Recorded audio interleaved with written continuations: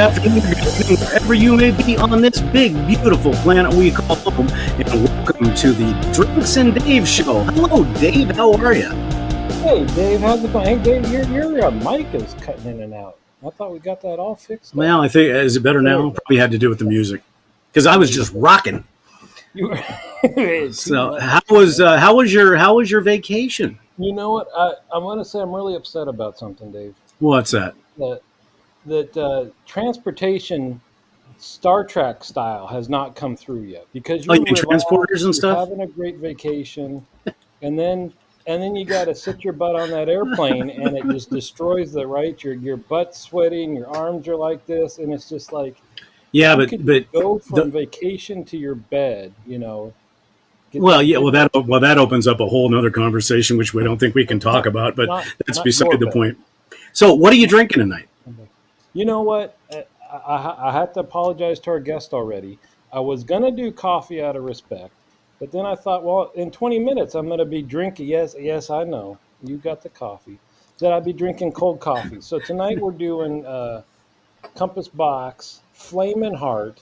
It's just the love that we've got for coffee, huh? That's Nice. what I'm drinking today.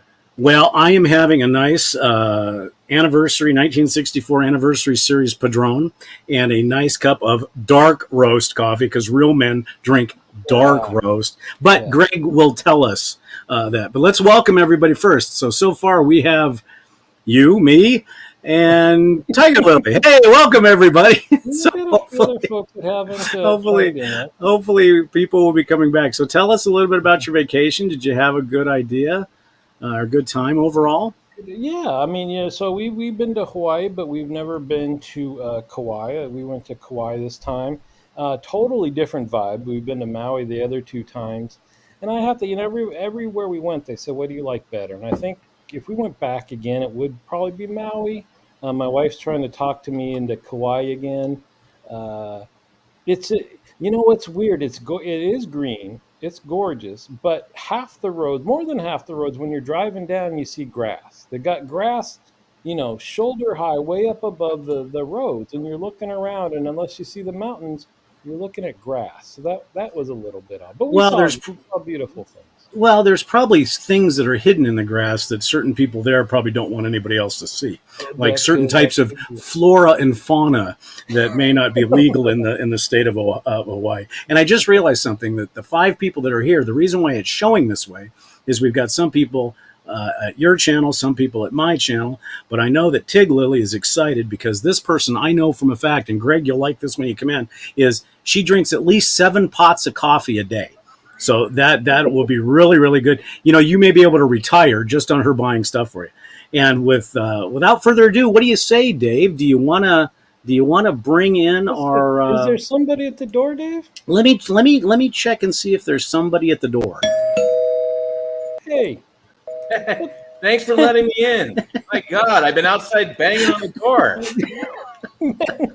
Aloha. Well, hello. So, ladies and gentlemen, first off, let's welcome Greg Berkowitz with a good barfly clap, which nobody can hear, from Berk's Beans Coffee. We certainly appreciate you joining us. And we're going to take questions from all of you as we go forward. Major Rich is here, Tig Lily, and some other people. So, Greg, real quick, tell us a little bit about yourself and how you got into the Java business.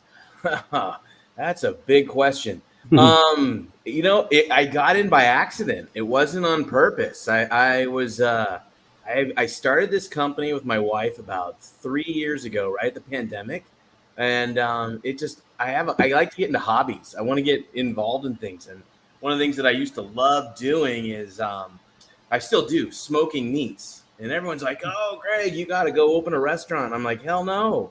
Restaurants you'll go out of business in 12 months or less. I mean, if you're lucky to make it to 2 years, that's a miracle. And Sure. And so I got a coffee roaster, and I started roasting. And the problem I've got with anything that I do, I don't go halfway. I go all the way. and I just started learning, and I got the same sensation of the roast smoking the meats. I'm like, this is fun. And it just started growing. We started out of our house, and now we have a place in Concord that it's a roastery, and it's been growing consistently. And Nurse Dave.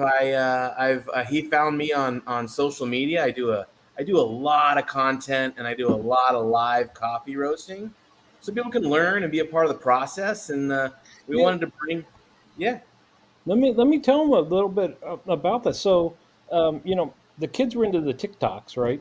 As they say, and they watched it so much. I finally was going to be like, okay, let me see what this TikTok is about. And so I download it. It sucks you right in. But needless to say, my TikTok feed and my kids are very, very different. They've got 20-second videos, and I've got things about fighter jets and this and that that they're not interested. But somehow I come across this guy listening to yacht rock in his garage, roasting coffee, singing along, dancing, and then he's either interacting with the folks, and he goes, "Hey, if you place an order and let me know, I'll roast your coffee live here on the stream. You can watch me roast it, and I'll send it out the next day." And I'm like, "That's pretty cool." And come to find out, he just lives over the bay. This is our first time really yeah. interacting other than email.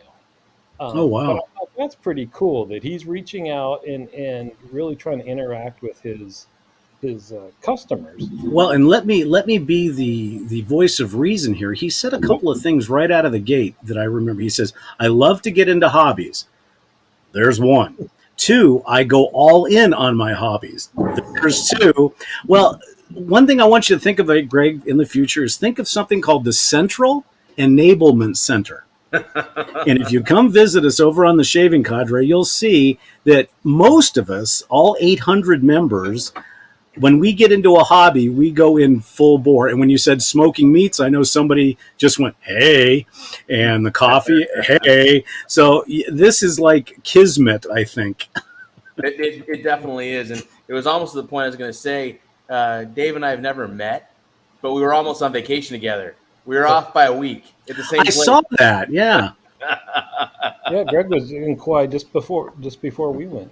Yeah, Um, absolutely. but but funny enough, and that's kind of how we got into. Well, sorry, Dave. I don't know about you, but that's kind of how I got into coffee. We're part of this shaving forum, but they've got threads for scotch, cigars, coffee. People talk smoked meats and all this stuff. And same thing, you got a bunch of dudes that get into a hobby and go neck deep into the thing, and that's how I hadn't gotten into coffee. And so I started learning about pour overs and this and that. And then through because you can custom order coffee from Greg, I would order one bean in several different roasts to see what different a roast make, and you see what different grind level makes and all that stuff, and it makes a difference. And you can, just like anything else, you can get way deep into it. Oh yeah. Well, and the thing is, and we'll go into this in a little. Just a quick background is the same Sure. thing. I was very happy with my K cup, my Major Dickinson's, 2 cups a day, and I'm gone. Well, then I started watching Dave do the pour overs and everything else, and talking about going big. So I started doing my research on espresso machines, and I went, and the next thing I know, I'm dropping $1,000 on a Breville. I don't know. It does pretty much everything, but I wanted to make sure I could still do the work myself. And as these guys will tell you, and including our audience, I think latte art is some type of magic that nobody really knows how to do, that they just fake it, because I've tried and tried and tried, and it just does not work. So that leads into the first question to you, Greg. So when you're looking at roasting, because I've done roasting on I went on Amazon when these guys started roasting, and I bought one of those, what I call, what looks like a Jiffy Pop popcorn popper, Yeah. and put the beans in there and went out to the gas grill and just started shaking. And all of a sudden things started crackling like it was the 4th of July, and there's beans going everywhere. The dog's getting burnt by stuff. And I did that a few times, and I went, that's a lot of work. So when you're talking about roasting the green beans and then going, can you go with a specific coffee? I assume you can go from a light roast to a medium roast to a dark roast, all within that same bean, based on how you roast it. Is that correct? Yeah, correct. So there's the roasting process is pretty much the same, but each bean has different characteristics. And so when you start buying coffee from the big boys, they press a button and they walk away, and it's done the way they want that bean done. What I do is it's called an artisan style. So I have to pay attention, and I'm listening. I'm watching the temperature. I'm watching the time, and I'm listening to the process. Because when you're roasting coffee, if you want to do something that's like a light roast, there's two sets of cracks in coffee. There's what they call a first crack, which is like popcorn, and it sounds like popcorn popping, which is what you were experiencing. Hmm. And that's more when you hit that first crack, that's like a light roast. But if you take that same bean and you get to the second crack, that's where it sounds more like Rice Krispies over milk. And that is where the molecular structure starts changing. And the oils from the inside of the bean move to the exterior of the bean. So when you buy your coffee from Pete's that's over roasted all the time, it's really oily. That's deep into the second crack. So you can roast any bean to any level, and you're going to get different flavor profiles based on your roast. So, Interesting. yeah, when you read something like you hear about citrus and berries in a coffee bean, you're not going to get those in your dark roast like the true man, like you said, drinks. The dark roast is less caffeinated too. You want to be a real man, go lighter. So and drink Robusta. Well, I guess the reason why I say that is we have a local roaster that we go to here. I don't know. It's a local artisan roaster by the name of Raging Sage, and Yeah. we don't use their.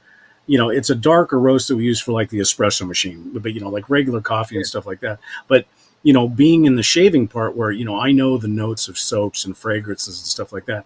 That's what really interests me because I sent Dave some, and I got his blend from you, and it talks about the berries and stuff like that. And you're right, the lighter the roast, even though it doesn't have that smack in the back of the throat like a dark roast will, you can taste it better. So I will agree with him on that. And we don't agree very often, but Well, so the other thing that I learned, and I taught my parents about this, who like to drink hot coffee, is that if you're drinking hot coffee, you're not getting the flavor either. If you're into it for the flavor, you got to let it cool down a little bit, right? And the flavors evolve uh, over time, right? Well, that's one of the things that like on cold brew, like people like iced coffee and cold brew. What I love about cold brew is it soaks up all those flavors and it takes a long time to produce. It's like 18 to 24 hours to make a good cold brew, but you get all those flavors because they get a long time to marinate together. And I enjoy it. It's not what I go to all the time, but you will get a lot of those flavors because it is cooler and it also takes a long time for them to marinate, you know? So that brings up a question then, Greg. So if you if you buy a cold brew coffee, okay, and I'm assuming you buy a cold brew coffee, could you heat that cold brew up and still get some of the notes that you would when it's less temperature? Probably. I've never really tried that, but probably. When you do cold, there's two kinds. There's cold brew and there's what people iced coffee, and all iced coffee is watered down hot coffee. All those machines that you see out there that they produce cold brew, it's just hot coffee. But if you do a true cold brew and heat it up, I might have to try that. I don't know. I thought that might, I'm thinking about it. That wouldn't be a bad idea. Real quick before we get to, because the people are pouring questions out like crazy, but real quick, do you ship nationwide or worldwide? Both. Okay. There's going to be a lot of people here that are going to be very interested in your stuff. We ship nationwide. In fact, our first year in existence, we shipped to every state in the United States and several in Canada. We missed, I think, 5 in our first year because of all of the social media. So we went crazy. So we have a subscription model as well as just straight orders. We ship all over the country. I've shipped to Mexico, Alaska, Hawaii, Canada. I've shipped to Israel, the Philippines, all over the place.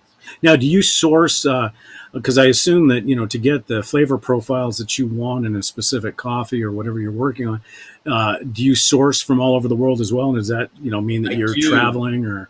I brought some back from Kauai. I made sure to that. So if I'm traveling, I want to go to a coffee farm. I source a lot through brokers locally. There's if I buy the large bags of coffee, they're in one of 4 warehouses in the Oakland area, we'll say, and most of the farmers have brokers that they're connected with, and I'll find the coffee I want, and then I'll find the broker that's connected with it to buy that, to source that. And then I also work with a couple other places back east that will break things down, because one of the things that we have that nobody else has is a very, very, very large offering. I don't know anybody in the country that has an offering as large as ours, and everything's freshly roasted. So I keep a very broad inventory so people can try coffees from Uganda, Kenya, Costa Rica. I've got some high end stuff that's not even on my menu from Kona, Columbia Geisha, the Bali or the Jamaican Blue, and those are pretty high end, expensive coffees. But I roast them to order, and we make sure people get a true coffee experience when they get coffee from us. Now, Yeah. do you recommend folks try roasting themselves? But because I know that I saw on your website that you guys sell the green coffee as well. Yeah, we do. Do I recommend it? If you're interested in like I was, I want people to learn. I mean, what I'm moving into right now, since we opened our facility in Concord, is I'm going to start doing classes so I can teach people about coffee and the aspects of coffee, and then allow them to actually roast their own coffee so they can experience it. I think everyone should try it. It's not easy. Trust me, I set my fire alarm off in the house more times than I care to say when I first started because I didn't know anything about it. But as I've gotten pretty good about it through the year, I mean, I make a very good product. Well, and for anybody's interested that's listening right now, we just put Greg's website up on the banner, so take a look at that. We've got a lot of questions, Dave. If it's all right with you, I think I'm going to go ahead and start answering, get some questions answered, Greg. Yeah. So let's see here. Let's go down here real quick. From Tig Lily, for espresso machine grinding, recently did not use the machine. Yeah, thanks. I'll read it. I'm already halfway through. Didn't use the machine for about 10 days, and when I made the first cup, the bar pressure was really low. Is that because the beans dried out over that period of time? And they were in a hopper. Yeah, so they're basically when I made a first cut, the pressure bar. So is that in the machine itself? I actually can't answer that question. It probably was that they were over roasted and dried out. Is my first answer to that. By the way, if you want to add something up there, add Dave23, and anybody that's on your show tonight, I will give a 20% discount. So. Oh well, thank you. God, that's Dave, great. One of So our regular. let me ask about that because the espresso machine. What do you do yourself at home when you're making your morning coffee? So I do all different kinds. I will do pour overs. I'll do French presses. I'll even do, if I'm in a rush, the drip on a just a regular coffee maker. I try them all. Every method produces a little bit different result. So there's no wrong method. Everyone's like, oh, pour over is the best or French press is the best. There's no wrong method. It's the method that you like. I look at coffee like wine tasting. There's certain things in whiskeys and just like scotches. You Mhm. like something that's unique. There's nothing wrong with it. I might not like the way you like it. So I do a little bit of everything. So. So that's this question, and I'll have my personal experience too. Is I do both of these Yeah. because of convenience. I have an AeroPress in the office, which I think is great because it's very hard to over brew, if you would say, an AeroPress, right? I can let it sit there for 2 minutes or 5 minutes if I get busy and forget it, and it tends not to ruin it. It's probably not the right thing to do. Mhm. But then on the weekends, it's AeroPress, and it's kind of sounds like you said the same thing. Is that it's not one over the other? It's what you No. like better. Now, each one, like I said, will produce a little bit of a different result, but that's why I think people should try different methods. I think people should try different grind levels, different roast levels, and that's anybody that's come in and they're serious about coffee. I tell them to find a bean that they like, and Dave did a great job. Roast it several different levels and see what fits best for your palate. So. Now, I know this is from Rich, our friend Rich, and I'm not sure if it was a serious question, but I think it was. But would there be any benefit? You know how you can smoke a bourbon or you can smoke a scotch a little bit more, You can or you can smoke smoke mac and cheese, man. Yeah. So would there be any benefit to adding any smokiness to a coffee bean? No, I don't think so. I think you're going to get the smokiness from the higher end of a roast, like a dark roast. When you roast coffee, the lighter the roast, you get a lot of the flavors of the bean. The darker the roast, you get more of the process. the smokiness, the darker notes. I've heard about actually people putting them on a smoker, like a cold smoke. Um, I don't know if it would do anything to make it better. I think it would actually affect the flavors of the bean. But again, it's your palate. If it's something that Right. you like and you like smoke, it might produce a good result. Well, Yeah, that's an that's interesting interesting. thought because I don't like the bitterness that you get with the darker roast, but I love smoky. I love the smoky Yeah. scotches and mezcal and things like that. So if you could add smoke without bitterness, oh, that Well, would be bitterness great. comes from two things. Bitterness comes from over roasting and the grind. So if you get too much bitterness in your coffee, but you like the taste of those beans, then dial the grind back a little bit so it Yeah. becomes a little less bitter because you're going to get more bitterness. Like if you are using a pour over and you use an espresso grind, you're going to get a lot of bitterness in that. So always dial it back. So there's two things you need to explore when you do that. Now, before we go to Tig Lily's second question, I know that when we tried roasting it, I was told by these guys and some other people that, when it's in the bag, obviously you seal the bag, and then a couple hours later, the outgassing Yeah. start. How long do you wait until, you can go ahead and do what you want to do with the coffee when So it's outgassing? So it's called degassing, and when you like for example, I'll show you one of our bags right here. We have a valve on the back right there on all of our bags, and if you're a coffee, I'll say if you're a coffee snob, you could if you drink coffee. Hey, this guy right here. That's what. If you're a coffee snob and you drink coffee right after it's roasted, you might get some of the gassiness of the beans. It takes 48 to 72 hours to let it completely degas if they're a whole bean. If you grind them, it could be just a few hours. I mean, Oh, seriously, okay. if you order them ground or you get them ground, it just accelerates that process faster. Now, So is this speaking of that? Is this a myth or a non-myth? Because I've heard it both ways. Some people say always get whole bean versus ground. absolutely, Okay, so that absolutely. is true. Okay, When you whole bean, so beans stay fresh, freshly roasted. And that's why we roast ours to order. 30 days. So the optimal time to drink coffee after it's been roasted is 72 hours after it's been roasted to the next 3 weeks. I usually say 30 days. After 30 days, the flavors decline a little bit. And after 60 days, they're just flat. So all those things you read about, the citrus and the berry, those are gone. And you have a flat coffee. It's not bad coffee. It's just you don't get the amazing benefits of freshly roasted coffee. so it doesn't make sense to order in bulk then, No, obviously. I don't think people should unless you're drinking 7 pots a day, like some people. And Um, speaking of that person, so she's asking, is medium roast just before the second crack? Medium roast, it is at about 420 degrees, and that is right before the second crack. So I usually pull my medium roast at 420, 425, and it's right before you hit the second crack. It's in between the first and the second. So So, Greg, I've seen your roaster is huge. Well, huge compared to the little, popcorn poppers we would use at home. yeah. You can still hear that little the Oh Rice yeah. Krispies that you're talking about, and Oh yeah, absolutely, absolutely. I hear it. It's there just as loud. I'm also roasting 15 pounds compared to two, so a big difference. the little thing I had took 4 batches to do a pound, so it Yeah, was like a several hour process, which why I buy from you now. Yeah. we started our company off of what they call a B-more, which is a toaster oven, and this toaster oven is a round basket that with an infrared light. And when we started it, it took me 15 minutes to roast 1 pound of coffee, and I'm like, oh, I can't do this. So then I got our first 2 pound roaster, which took probably about 6 minutes, 5 to 6 minutes to roast a pound. And then we bought our 15-pound roaster, and I can do 15 pounds in 10 minutes.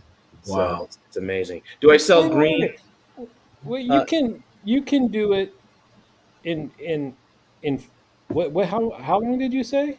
in my big roaster, I can do 15 pounds in 10 minutes. In Wow. 10 minutes, and so I mean I guess I'm surprised to hear that I would think that if you're going that quick that there's like a not like if you're doing a marshmallow and you're Yeah. doing the s'mores and you're doing it right where you're slowly doing it so it gets a little toasty brown, it heats all the way through consistently. Right, Dave? You know what I'm talking about. I know you're just hungry.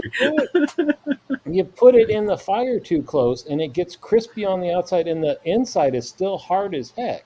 You would think that there's still this time constraint that it takes, but no, I guess, huh? Well, you're talking about a bigger space with a lot more heat. I mean, I got a double walled drum roaster, so you're talking a full room of heat. So think of it like a convection oven. I mean, it's going to go faster, heat faster. And then, and again, this process is the same. You have to still pay attention because you can. I've batched. I've screwed up 10 pounds at a time because I went too far, and I'm like, it's not that it's wrong or it's bad, but it wasn't what I was trying to produce. And when I do that, I don't sell it. That's mine. That's my coffee that I consume. So oof, you get the seconds. I get the seconds or the extras. So there's a question. Do you sell decaf? I don't sell the green beans decaf. I've got a very, very, very large selection. I say very large. I probably have about 10 different decafs that I roast. And so I literally, I've got a larger selection, and freshly roasted decaf actually is amazing. The decaf you buy at the store is garbage, but when you have it freshly roasted, it is amazing. If someone is interested, before you answer this one, I promised that I wouldn't call you out. So he will never admit it, but this is his favorite coffee that he roasts, the Nurse Dave's breakfast blend. Yeah, Oh buddy. man, how big of a check had to be written for that one? But let me say, what's really cool It is very good. I've had it. that he gets to know your style if you order from him frequently. And last time I said, hey, throw in a pound of something you think I'm going to like. And, you know, this where's my camera here? I guess we can't see. The Kenya AA Select Plus. This is my new favorite, Greg. I love it. is that not good? You hit it out of the park. But you have your own roast too. That's what do you call it? The morning. So I have a morning motivation that I did. That's actually a combination of the Kenyan that you had. I do like this one a lot. I like Central America, South America coffee mostly, like a good Colombian. But I've been gravitating towards the Kenyan, which how I created this blend. I actually have been enjoying a Sumatra. The Sumatras are pretty amazing. I got one that's a Manhelling, which is amazing. I don't have a favorite, but I gravitate towards Central to South America mostly. You know, what's a characteristic of that area then? You're going to get a lot of more of the fruitier notes, citrusy notes in that area. I just tend to like. I roast past those notes, but I like the balance. I like it's a good balanced coffee from Brazil, from Colombia, from Costa Rica. Those are the ones that I tend to gravitate more to. But I do in. Sorry. I thought I set off an alarm. No, it was me setting off an alarm. But I do enjoy the African ones as well. I have one from Bali that's really amazing. So I will say my favorite Central South America, but I am not partial. I love coffee, so I get to try some of the most amazing coffees every day. So. Well, I'm going to jump ahead. We've got some other questions. I'm going to jump there because it kind of falls in with what you were just talking about. Mm-hmm. So this one right here. Beans from the Big Island are still, very much so. I will sell a pound of, or actually say, when I sell a pound, if you look at the store, you'll see that most of the stuff is 12 ounces. And the reason a lot of it's 12 ounces is you are roasting a pound of coffee, and when you roast a pound of raw coffee, what's produced is not a pound. So they when you're roasting in the beginning, you're calculating a pound. What comes out could be 12 ounces, could be 13 ounces, could be 14 ounces. So depending on the level that you're roasting. So they settled on 12 ounces. That's why you see a lot of bags that say 12 ounces. So when you look at a pound of coffee of a Big Island Kona Premium, I'll sell that for almost $100, depending if I like you or not. If I don't like you, it might be 120. If I do like you, it's probably like 90. Now that with Dave's question about asking you about the South American blends and stuff like that, what makes it so premium? Is it because the growing conditions are just perfect? The rarity of the bean? What makes it So So premium. in both Kona, or I'll say Big Island, because Kauai produces. They've got 3,100 acres of. They're the largest producer of coffee in America Wow. in Kauai, which I did not know that until I actually went to Kauai. And I don't think Dave went on that tour. If he did, he would have known that answer. But in the Big Island, they don't produce that much. So when you look at Kona and you look at Jamaican, a lot of it is the cost to cultivate it, the cost to transport it from there to everywhere else. You're in the soil alone, and the cost of the land is so expensive. And you're dealing with the volcanic ash, so they charge a premium. In Jamaica, 80% of the beans that they produce go to Japan. So 20% is for the rest of the world, and each one is hand inspected, hand picked. It's a natural process. They are it's on a mountainside. It's a flat area, so that's why they call it Jamaica, the Jamaica Blue Mountain. It's Hmm. all on a mountainside, so it's not a very easy area to cultivate. So they charge a premium. Their beans are very, very good. I won't say they're not good. I will tell you there are equally as good coffee beans in other countries that are similar, that are a fraction of the price. Wow. So let's talk about the big elephant, or in this case, the big cat in the room, Yeah. Kopi Luwak, Oh, the civet. the civet. Yes. Don't waste your money. Okay. I keep following my dog, and I try to pick up his when he's done, and I'm going to start something new. Well, So we've got you covered, Greg, because our dog's name is Kona. done. I'm done. I'm telling you, I'm going to charge. I'm going to charge a fraction of the price. It's going to be great. They actually have one out right now. I was just watching. It's a tea, and it's done by birds and what they extract, and they're making that into a tea. I'm sorry. I mean, I've heard amazing things. I have not tried it. I've had We friends who did. have tried it. We Huh? did try it. We did And buy some. We did buy the Kopi Luwak, and it was like, and the reason why we bought it is because of that movie with Morgan Freeman oh yeah, and Jack Nicholson. So we said, what the heck? So we bought, a bag that's about this big, and it was like we looked at each other and went, eh. it's not worth it. It's just No. it's almost like a novelty, and I don't think it's again. You're paying for the process. You're Mhm. not paying for the coffee that it produces. You're paying for the process of how it's produced. Right. So Now, so this next question, but before we go there, you also doing teas, which we can touch on a little bit later, correct? I do. No, I do dabble a little bit in teas. I don't have any on my menu. I Oh, could. okay. We've been asked a lot. I do have a connection, and we've been talking more about bringing it in. So, not today, but maybe in the future. Okay. So I'm So the curious, you're talking about cost of production, and you've got this question here about shifting away from kind of, I guess, the big bulk producers. And I'm curious if this is true because, one of my other hobbies is kind of collecting Napa wines, but I know in the wine industry, it's like 95% of the wines purchased in the United States are under $10 a bottle or something like Mhm. that. So if you're buying anything, above that, you're kind of still in the elite area, not even getting close to 100 or $200 a bottle. So Mhm. in terms of coffee, how much of the industry really is shifting away from like the instant coffees or the pre-ground bulk produced stuff? Is that It's it's significant? it's it's growing rapidly each year. I mean, coffee, craft coffee is almost becoming like craft beer, and I've been pushing. And if you've seen my content, I preach me a little, but I just preach specialty roasters in general. In fact, I posted something today because it's becoming a big deal.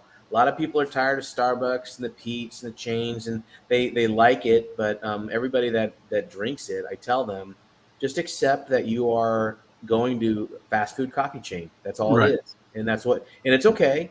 But they don't want to sell you coffee. They want to sell you the sugars. They want to sell you the drinks, Mm. the frappuccinos, all the other stuff. Hmm. Where you go back to a traditional coffee, a coffee roaster, especially coffee roaster, they want to sell you coffee. They want to sell you high quality coffee. They want to sell you a good product, a fresh product. And people are starting to learn the difference. And when you try a coffee like Dave, I mean, he tried my coffee, and Mm-hmm. once you get hooked on freshly roasted, it's hard to go back. You can Right. tell the difference. And Okay, but let me just because it's just the three of us, right? So well, we can be honest. okay. Um, so Don't just make our guest I mad. feel I feel like I well, feel like I need a Don't cocktail. make our guest mad. hold on, take a shot here. Um, well, so no, but honestly, one thing I've been curious about because you're saying it's expanding like crazy, and you do see coffee roasters popping up all over the place. And we all know that you don't personally grow the coffee. Mm-mm. So, how much of a difference w- do you impart in what you sell versus the 17 other guys down the road that are buying the same beans to start with? Well, the 17. Well, are you talking about the 17 other coffee roasters, or are you talking about the big chains? No, the other roaster, because you can there's got to be hundreds now online, right? That you can buy small batch Absolutely. roasted coffee from. Absolutely. There are tons of people out there that are roasting coffee, and each one of them has their own style. Each one of them does it differently. I'm connected with a lot of people on social media. Some do an air roast method, which makes it less acidic sometimes, or at least they say that. Hmm. Some people just have different styles, and then there's just the people out there that are roasting and selling, and they're gonna have large batches. Each person will find what their niche is and go after it. I think there are a lot of roasters out there. Yes, I think a lot of roasters are out there thinking they're going to make a quick buck. I'm me personally am not into that. I'm more into educating and bringing a good product out that people have not experienced before. I'm into something that's a little bit more unique. We have such a large offering. When you go to the big chains or even some of the smaller roasters, they might have like just 5 beans. That's it. That's all. And Mhm. what I want to do is give people the opportunity to try single origins from around the world. I want them to try coffee from different countries that those other people don't have. They're buying it from Brazil from the same brokers that I am, but they're only buying their allotment. I want to make Mhm. sure you get an experience from anywhere. Well, let me ask you. Bring that up because you're familiar with Raging Sage, the local one that we have here. But I noticed that with Raging Sage, they've always been a coffee shop as well as a roaster. So to me, the part of the differentiation is that you guys don't have a coffee shop per se, correct? So all you do is roasting. And another thing that keyed in was the fact that you get to know the customer as their tastes. And to me, that's one of the most unique things because even with us supporting the local roaster, we may buy coffee once a month and they have no clue who we are. I Mhm. mean, and I'm not saying that's a negative thing. They've got other customers, but I like the fact that really, when it really comes down to it, you're in a way, almost a bespoke coffee roaster in a way. Mhm. I would, Absolutely. Absolutely. and that's huge. And I got to say one thing, and this is a compliment, since Dave was going to try to take you down the primrose path on something else. Now it's my turn. You know that you look like an extremely young, good-looking Mel Brooks. And that's a compliment because he's I one have of my not. favorites. I've never heard Mel Brooks, but I will take that. I'll take it. Well, just think of I, Young Frankenstein and oh my all god! his movies. But now I noticed on your website, and tell me if I'm wrong here, but you offer your coffee blends in K cups. Is that true? So we do reusable K cups, and so Okay, K cups are the one of the worst things for. There's a lot of reasons why they're bad. You've heard about the environmental issues. sure. If I would put it into K cups, if I could do a couple things, find something that's environmentally friendly, and there are some out there, but they are expensive. Hmm.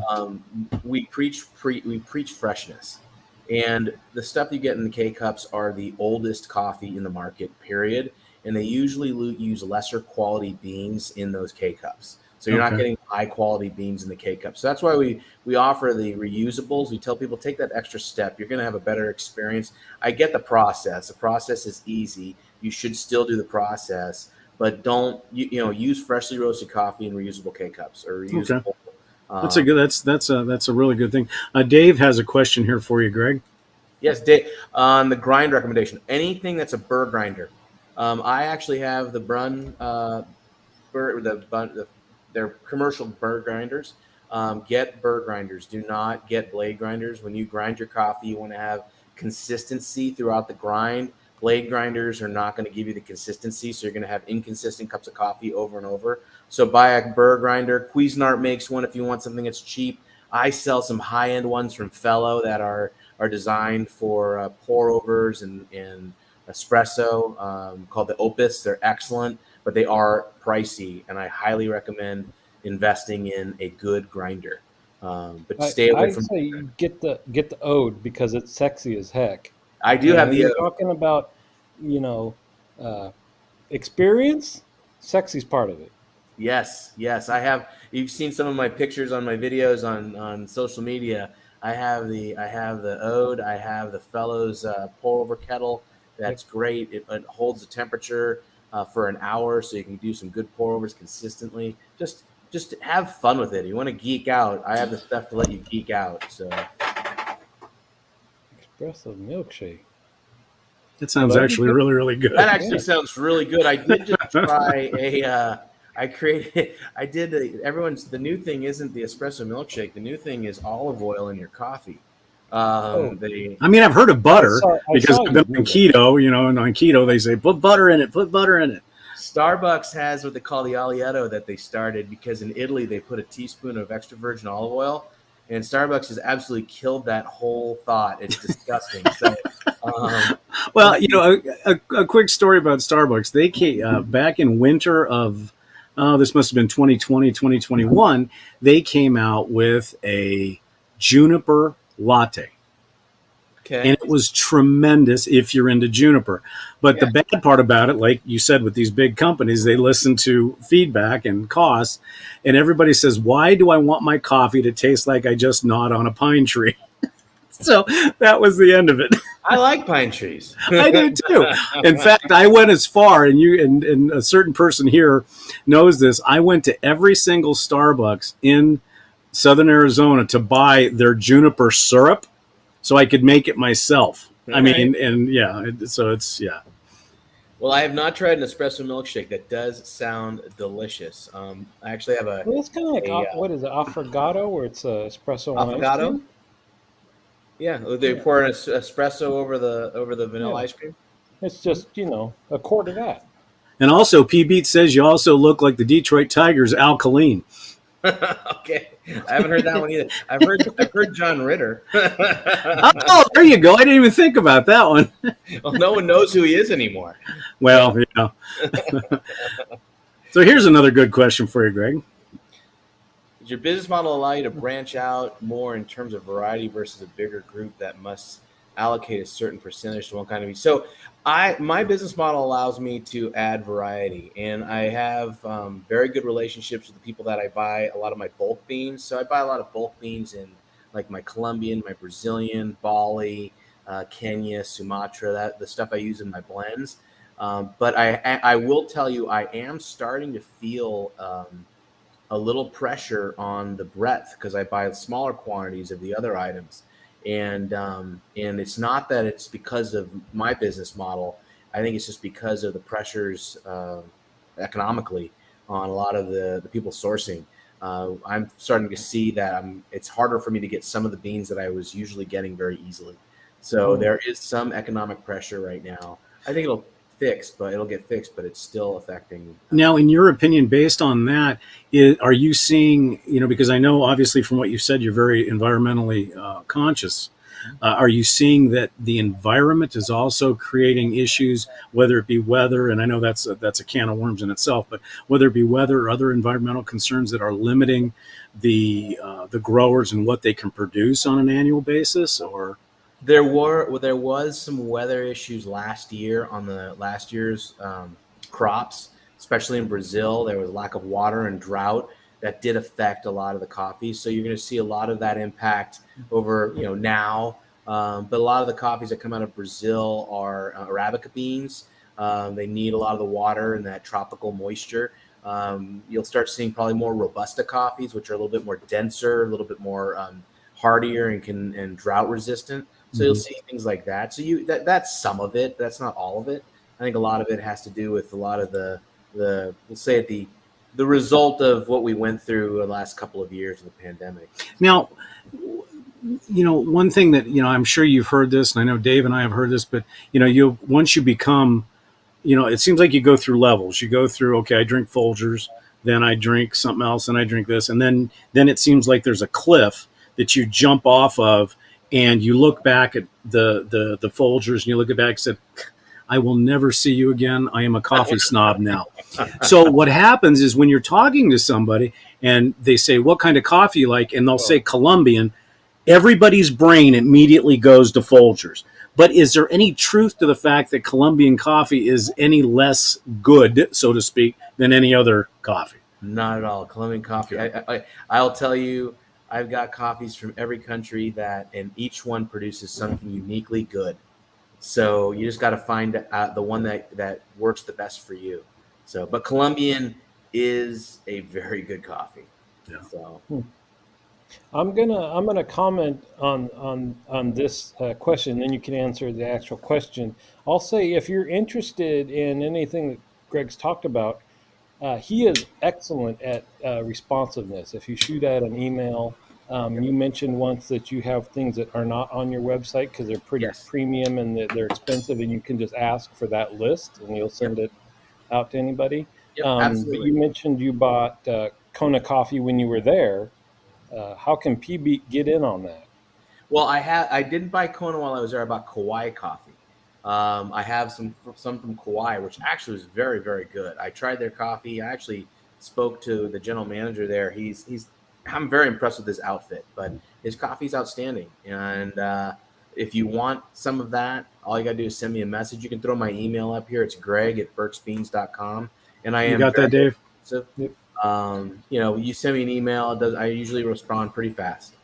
So that being said, I'm asking for a friend. I'm asking for a friend. So if there is a piece of property, let's say among the Hawaiian island chains that is for sale, but part of the caveat is that it's got a 7-acre coffee plantation, and you must have the employees stay on.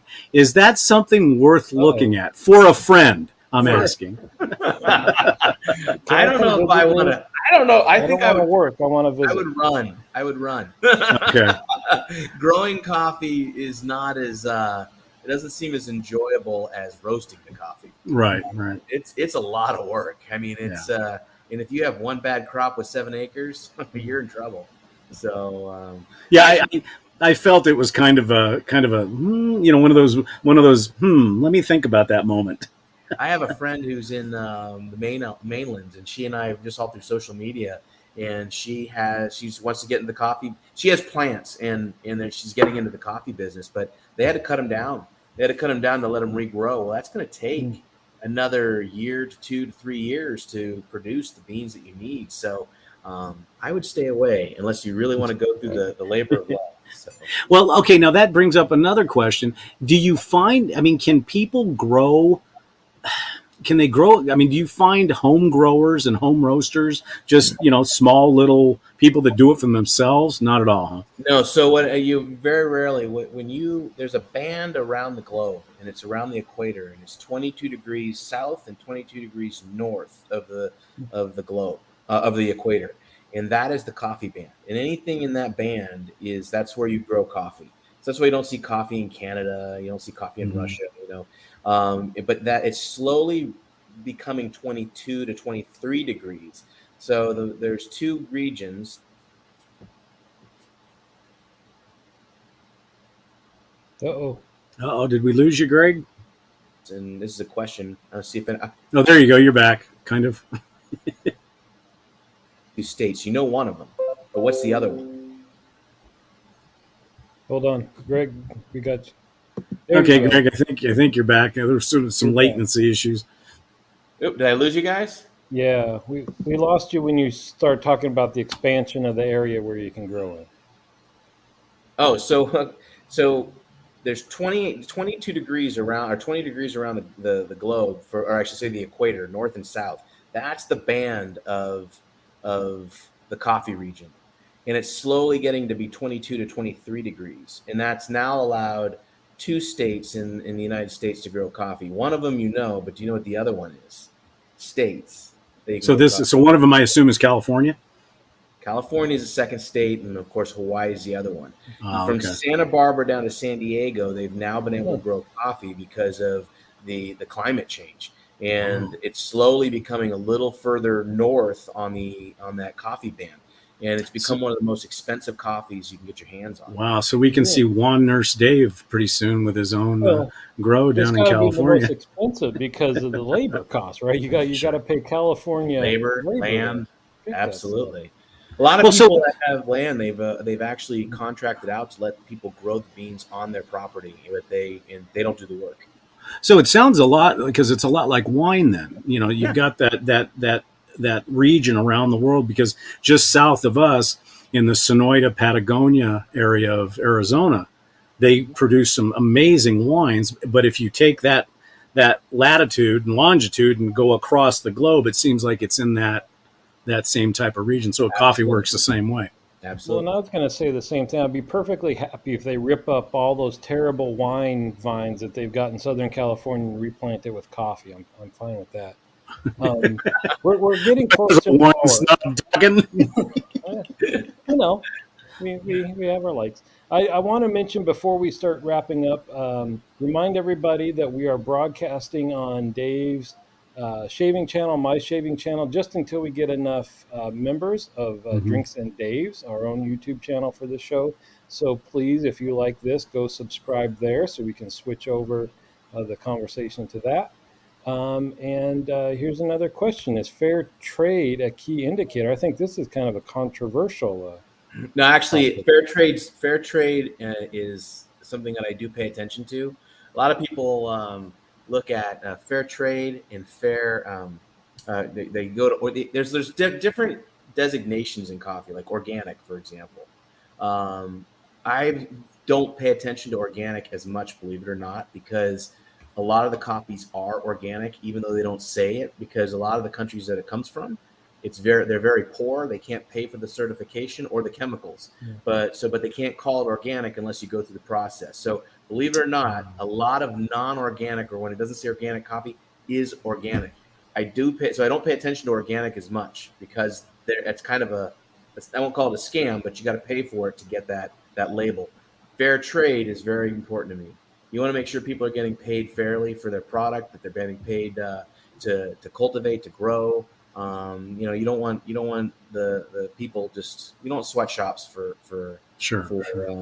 the growers. So I pay more attention to that than I do, believe it or not, organic. That's interesting.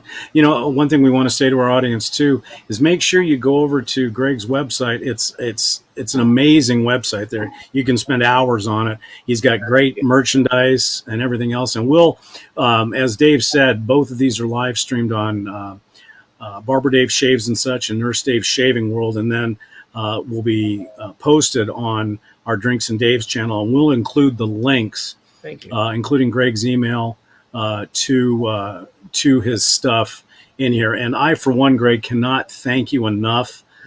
This has been fantastic because as a coffee freak that I never was before, and now I'm so much more. It's nice to talk to somebody who's actually doing it. And, absolutely. And the business model that you have, I think, is just it's really incredible when you think about it. Because in today's world, where you've got the Amazons, you've got this and that, to find a bespoke, for lack of a better term, a bespoke coffee roaster that'll get to know you as a person and what you like is huge. So I want to thank you for that. No, absolutely. Thank you for having me. Make sure you include that discount code, Dave23. So anybody that comes from this has a discount code of 20% off of. And real quick, Greg, and we can put this also in the links. I assume you have Facebook, YouTube, Instagram. I'm on either Berk's Beans or Berk's Beans Coffee. It's one or the other. But I'm on Facebook. I'm on Instagram. I'm on TikTok. I'm on. Am I missing one? Do you have a YouTube channel? I have a YouTube channel. I don't use it as much as you guys do. I do have a YouTube channel. I've got Twitter. We got them all. So you just hit Berk's Beans or Berk's Beans Coffee. You'll either find my face or my logo. So you'll find Mel Brooks, Like you'll it or find not. Berk's Beans. Mel Brooks, or a plethora of other stars that that Greg is. So, Absolutely. but anyhow, thank you so much, Dave. Some closing thoughts. No, I also want to thank everybody that's joined in and kept the chat lively and put all your questions in there. It makes it much more fun when it's interactive like this. And again, a great thank you, Greg. And, Thank you, Greg. We certainly appreciate it. And ladies and gentlemen, thank you so much for joining us at Drinks and Dave's. And we will see you probably next week. Greg, thanks again. Thanks. Take care, everybody. See ya.